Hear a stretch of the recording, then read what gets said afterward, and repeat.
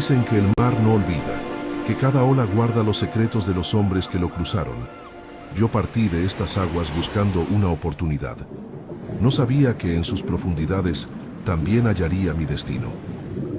Esta es mi historia, la historia de fe, de ambición, dificultades y de naufragios.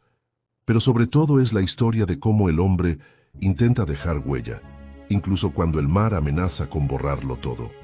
Nací en Cortegana, España, el 28 de junio de 1710. Me llamo Pedro Romero de Terreros. Mi hogar fue tierra de trabajo, fe y silencio. En el archivo parroquial del Divino Salvador se guarda mi acta manuscrita, prueba de que fui un niño del campo. Mi familia era modesta y honrada. Mi hermano Francisco y yo crecimos guiados por mi tío Juan Vázquez de Terreros, que era comerciante. Años después, llamó a Francisco a la Nueva España para ayudarle en sus empresas. Mi hermano trabajó con lealtad hasta que una enfermedad lo obligó a volver. Mi tío agradecido le confió plata, pero murió en Veracruz antes de embarcar. Al saberlo entendí que América también llamaba a la familia. Mi tío, herido por la pérdida, me pidió continuar el camino de mi hermano. Tenía 19 años cuando llegó su carta. Dejé mis estudios en Salamanca, donde me habían destinado al sacerdocio, y partí hacia Cádiz. Me embarqué en la nave Nuestra Señora de Regla en 1729. En el Atlántico una tormenta casi nos partió. El capitán perdió el rumbo, y los rezos se mezclaron con los gritos. Un golpe de mar me lanzó contra la cubierta. Cuando desperté yacía en la arena. Frailes agustinos del santuario de la Virgen de Regla en Chipiona me hallaron. Su ermita era la última visión de tierra firme antes del océano. Frente a su imagen, comprendí la fragilidad humana. Me había encomendado a ella antes de zarpar y me devolvió la vida. Prometí que si sobrevivía, su nombre me acompañaría siempre. Desde entonces mi devoción fue inquebrantable y dio nombre a mi título Conde de Regla. Llegué a la Nueva España con las manos vacías y el corazón encendido. Querétaro me recibió con polvo y oportunidades. La fortuna me llevó a Pachuca y Real del Monte, donde la plata brillaba como promesa. De mi tío aprendí el trabajo y la disciplina. De mi hermano, a quien no despedí, la responsabilidad de continuar el camino de los terreros. Mostré habilidad para los negocios. Administré, invertí con visión y gané la confianza de los comerciantes. En 1743, José Alejandro de Bustamante propuso explotar vetas juntos.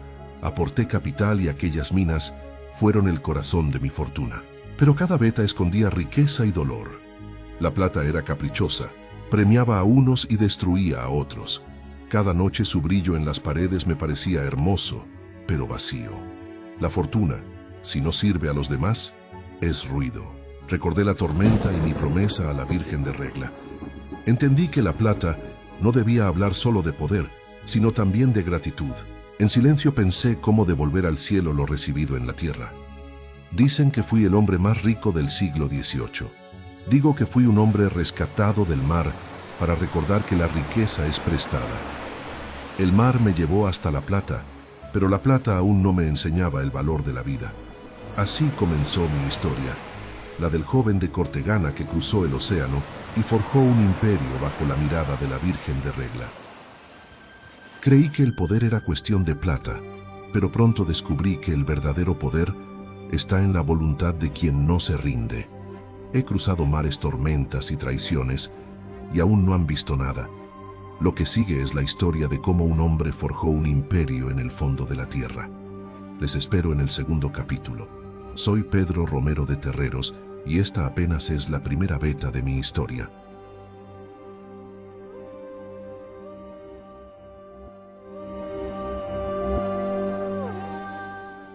Nada empieza cuando parece.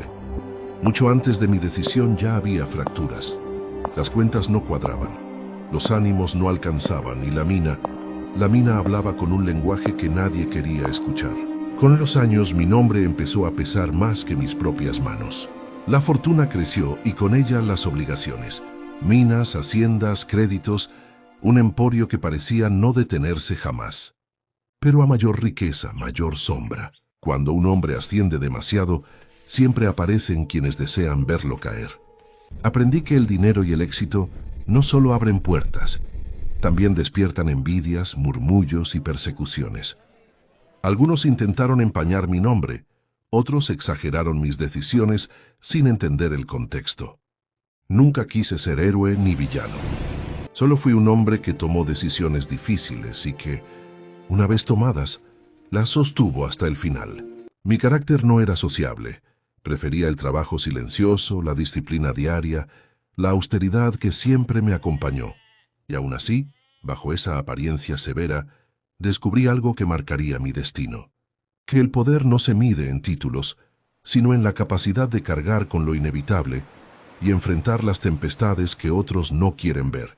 Fue entonces cuando comprendí que la riqueza también atrae enemigos.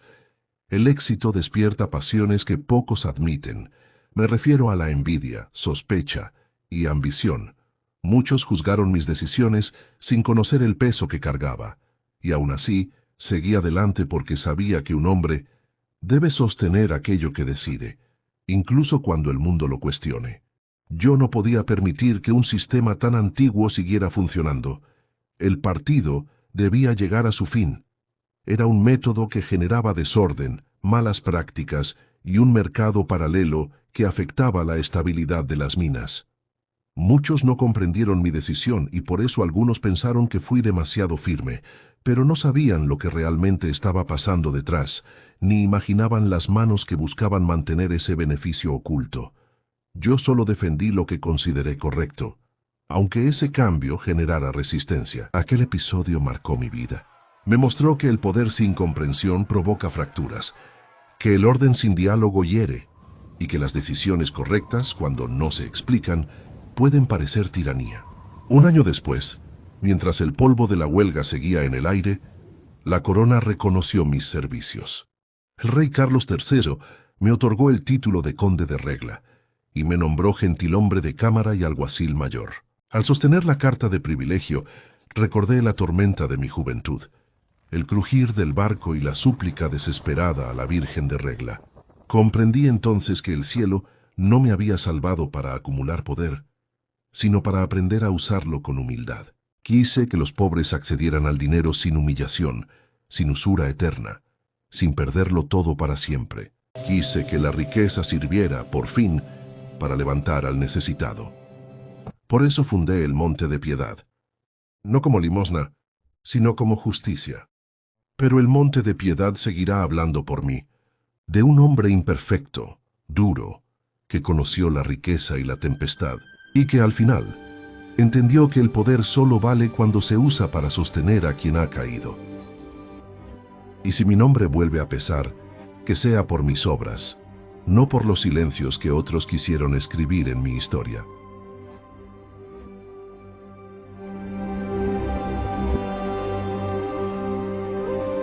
Cuando pienso en lo que la historia recuerda de mí, sé que muchos ven el título, las minas, los conflictos, las reformas, la riqueza, pero mi verdadera obra nunca estuvo bajo la tierra. Estuvo más lejos, donde casi nadie mira. Mi vida cambió el día que entendí que la fe no se sostiene en templos, sino en personas, y que un imperio no se define por sus fortunas, sino por aquello que deja encendido cuando uno ya no está.